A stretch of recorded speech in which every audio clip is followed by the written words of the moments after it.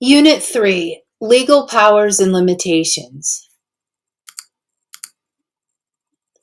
Lesson Objectives. Upon completion of this section, the student, without reference to notes, will be able to describe the origin of a security guard's arrest authority and the liability for their action or lack thereof, list the factors supporting an arrest, define a felony and a misdemeanor, and describe circumstances when arrest without a warrant is authorized by a security guard. Describe proper procedures for taking persons into custody who have been detained by security guards. List the circumstances when a security guard is authorized to use physical force. List the circumstances when a security guard is authorized to use deadly physical force.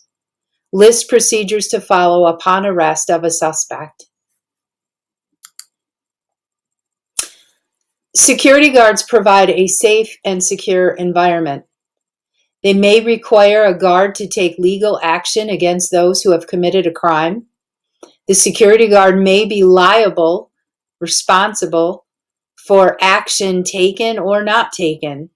Security guards are civilians and do not have the same authority as police or peace officers. Security guards provide a safe and secure environment. New York state law and employer policy should dictate procedure for arrest and detention by security guards.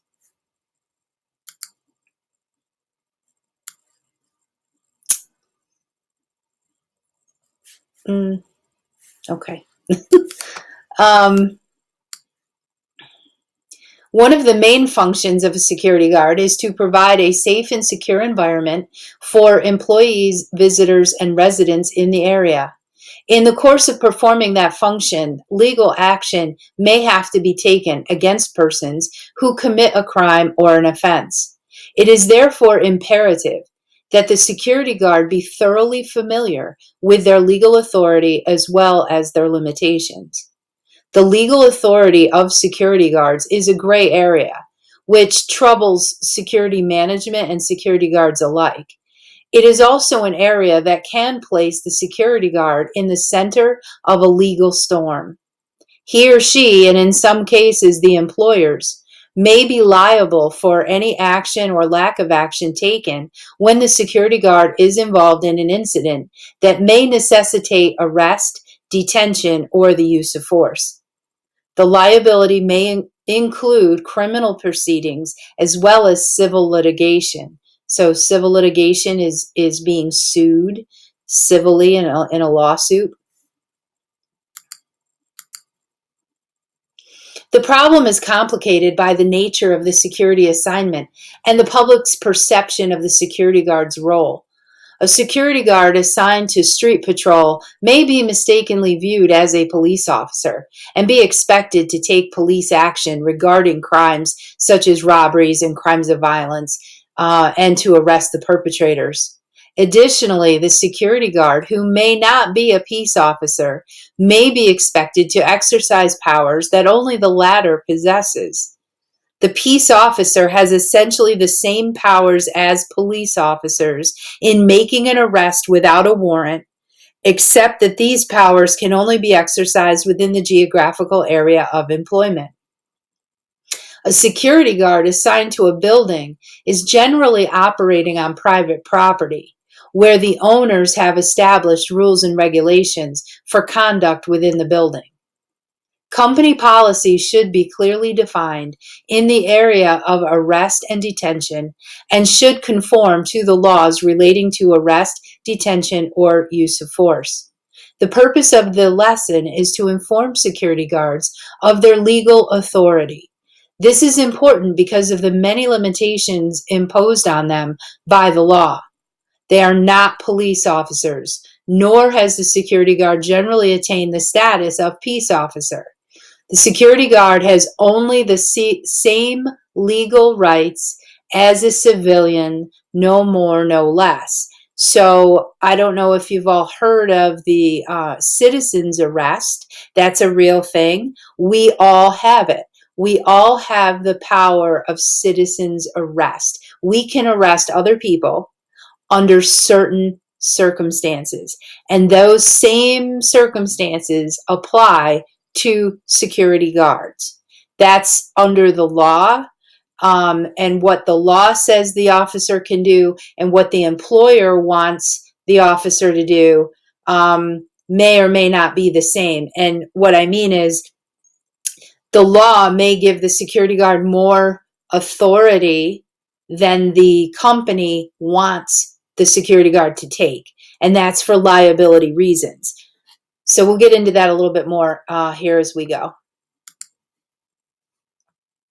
Origin of security guard arrest authority and liability. U.S. federal, state, and local laws based on English common law, a traditional body of unwritten legal precedents. And these are all words and topics that we've discussed in criminal justice already. So you should have some familiarity with what we're talking about with common law and precedents. In America, these rights include protection from unlawful searches and seizures and self-incrimination, Fourth and Fifth Amendment right there. These rights are in the first 10 amendments to the U.S. Constitution, referred to as the Bill of Rights. The origin of the security guard's arrest authority and the liability for their action or lack thereof. U.S. federal, state, and local laws are all based on English common law, a traditional body of unwritten legal precedents created throughout the centuries by daily practice or customary usage. And this is just giving you a little history here. In the 11th century, an English king declared common law to be the law of the land. In 1613, Sir Edward Coke, Chief Justice of England, determined that any acts of Parliament which contradicted common law were illegal. And in America, at the Constitutional Convention in 1787, the vast majority of delegates decided that English common law was a solid foundation on which to base the new Constitution, particularly in the areas of civil and human rights laws.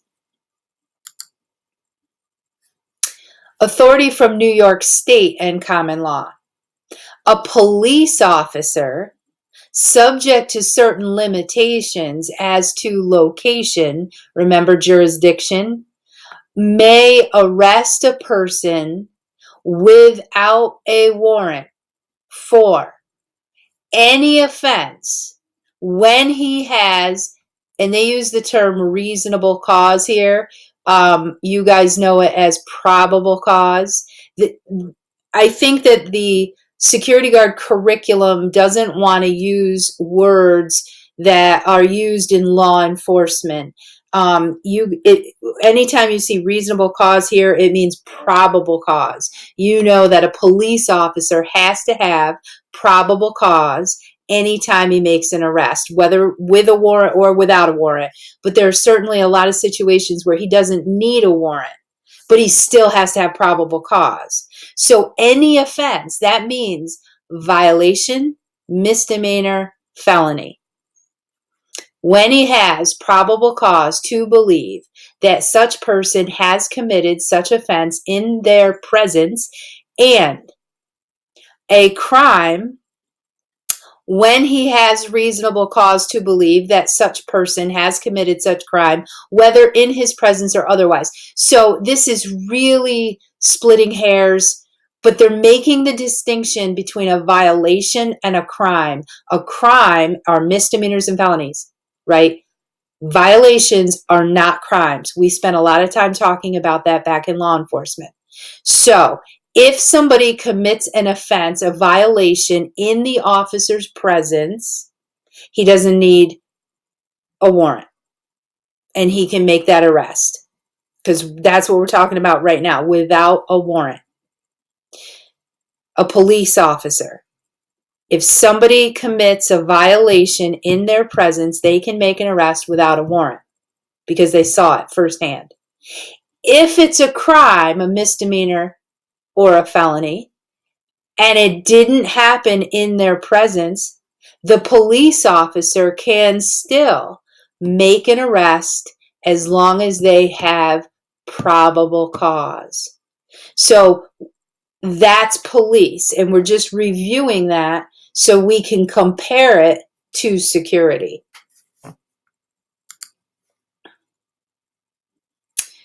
Authority from New York State and common law. A security guard, like any other citizen, may arrest another person subject to certain limitations without a warrant in two situations.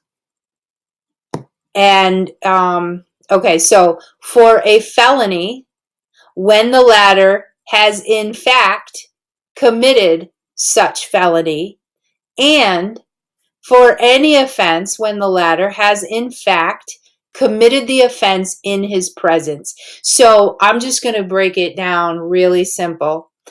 Any offense in front of a security guard, just like with a police officer, if they see it with their own eyes, they can make an arrest. And that's the same for any of us as citizens. Citizens arrest. But this is where it gets tricky. A security guard can also make an arrest for felonies, as even if it didn't happen in front of them, they didn't see it with their own two eyes, they can still make an arrest as long as it was in fact committed. So this is where it gets really tricky, because how many security guards know what's a felony and what's not? Let's just take, for example, larceny. You know that any item that is $999.99 or less is going to be petty larceny. That's a misdemeanor. And anything that's $1,000 or more is a felony. You guys know this because you're criminal justice students. But a lot of adults that go and get jobs as security guards, they don't know this. And that's just one simple example. How, if you're going to make an arrest for something that you didn't see with your own eyes, you are only legally allowed to do that if it's for a felony. But you have to make sure that it actually is a felony. If it turns out not to be a felony, you're in trouble. You did something wrong. You were not within the law. You made an arrest for a misdemeanor that you didn't see.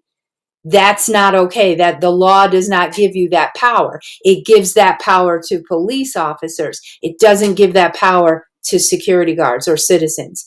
Because the reason is because police officers, they have been trained, they have extensive training, and security guards, I mean, look at, you need 8 hours to get on the job, right? Security or police officers, they go for, I believe, 940 hours. That's just their basic training at the academy.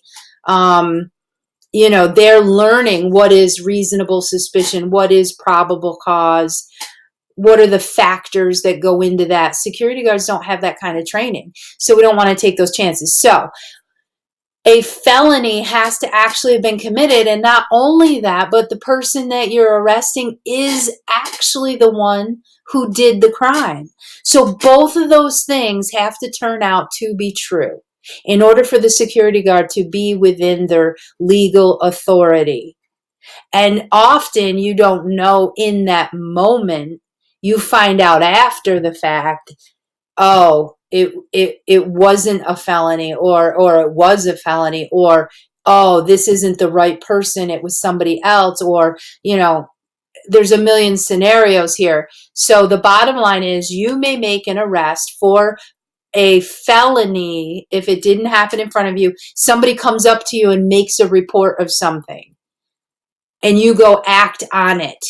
Well, you can act as long as it's a felony and the person you're arresting is the one who did it. And if those two things turn out to be true, you're golden. You're great. If either one of those turn out not to be true, it's not a felony or it's not the person who did it, you're in trouble. You're in legal trouble, law, like criminal trouble and civil trouble. Okay. These rights include protection from unlawful searches and seizures and self-incrimination. These rights are the first 10 amendments to the U.S. Constitution and referred to as the Bill of Rights.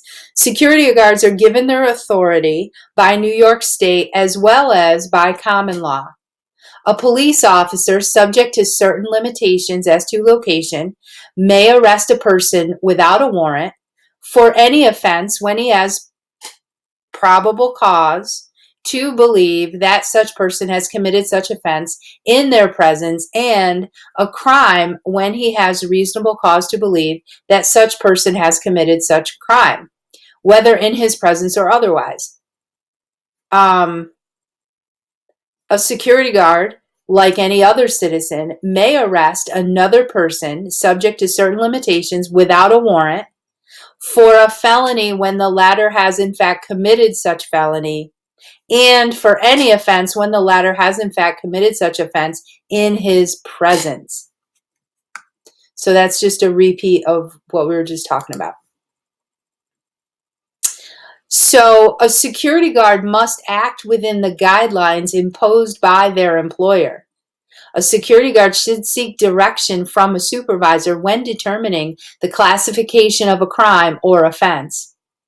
Proving that a crime took place is extremely difficult, and liabilities may be imposed on the security guard for improper conduct. The security guard will have to act within the guidelines imposed by their employer. Company rules and regulations may outline procedures to be followed by the security guard relating to arrests, detention, or the use of force. Security guards should seek direction from their supervisors when determining the classification of a crime or offense, the degree of force necessary to intervene or stop the crime, and the availability of complainants and/or witnesses. Many examples exist when security guards encounter situations in which proving that a crime took place is extremely difficult. For example, in a street theft when a complainant is no longer available to verify the fact that a crime was actually committed. The importance of the foregoing is demonstrated by the liabilities that may be imposed on the security guard for improper conduct. Origin of security guard arrest authority and liability. This is just continued. A security guard who exceeds their authority may be subject to a civil lawsuit and criminal prosecution. Civil lawsuits may seek money damages from both the company and the security guard. Respondent superior, we'll talk about what that is in a bit. A security guard who does not act properly could be subject to reprimand and/or loss of employment. A security guard may be accused of negligence by both the company and the person suing.